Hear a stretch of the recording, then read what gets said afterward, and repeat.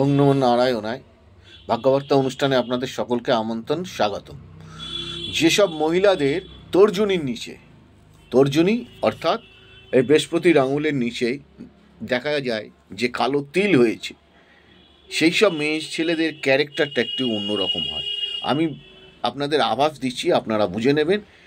এরা কিন্তু একটু অন্য পথে পরিচালিত হয়।